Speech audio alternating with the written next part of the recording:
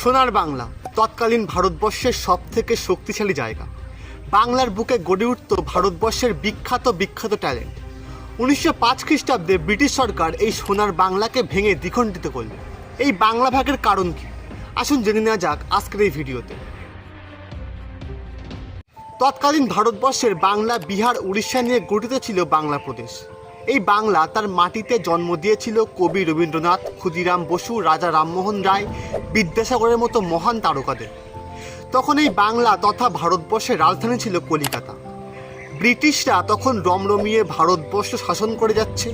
লক্ষ লক্ষ মানুষের ওপর অকথ্য অত্যাচার আর ভারতবর্ষ থেকে অমূল্য সম্পদের লুট তখন প্রতিদিনের ব্যাপার। আস্তে আস্তে ইংরেজরা একটি জিনিস বুঝতে পারল যে বাংলার মানুষ নিজের স্বাধীনতা পাওয়ার জন্য মরিয়া হয়ে উঠেছে। সিপাহী বিদ্রোহের পর থেকে কলিকাতা হয়ে উঠেছিল সমগ্র ভারতবর্ষের বিদ্রোহীদের প্রধান ডেরা। সমগ্র বাংলার বহু বিপ্লবীরা কলিকাতায় ডেরা বসিয়ে ইংরেজদের বিরুদ্ধে নানা বিদ্রোহের বীজ বুনতে থাকে। ব্রিটিশরা বুঝতে পারে শীঘ্রই কোনো ব্যবস্থা না নিলে বাংলার বিপ্লবীরা তাদের স্বাধীনতা পাওয়ার স্বপ্ন সফল করবেই। সোনার বাংলা প্রাকৃতিক মাধুর্য, নির্মল বাতাস, সরল নিষ্পাপ মানুষে ভরা। কিন্তু এই বাংলার তরুণ রক্ত হঠাৎ রক্ত পিপাসু হয়ে ওঠে স্বাধীনতা পাওয়ার জন্য। 1905 খ্রিস্টাব্দের 16 অক্টোবর বড়লাট লর্ড কার্জন বঙ্গভঙ্গের পরিকল্পনা কার্যকর করেন। বাংলা দুই ভাগে বিভক্ত হয়ে যায়। একদিকে পূর্ববঙ্গ ও আসাম নিয়ে একটি প্রদেশ গঠিত হয়, যার রাজধানী ছিল ঢাকা। এই প্রদেশই আজ বাংলাদেশ নামে পরিচিত। অপরদিকে পশ্চিমবঙ্গ, বিহার, উড়িষ্যা নিয়ে গঠিত হয় মূল বাংলা প্রদেশ, যার রাজধানী ছিল কলিকাতা।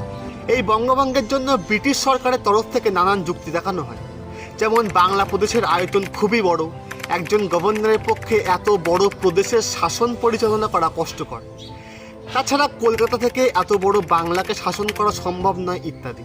কিন্তু ইংরেজদের আসল উদ্দেশ্য ছিল অন্য।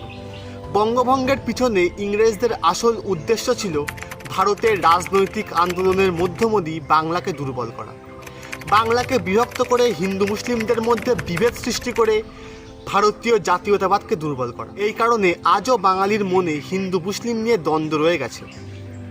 বঙ্গভঙ্গের পরপরই বাঙালি বুঝতে পারে যে ইংরেজরা তাদেরকে ভাগ করে তাদের দুর্বল করার চেষ্টা করছে। বিদ্রোহে ফেটে পড়ে সমস্ত বাংলা প্রদেশ।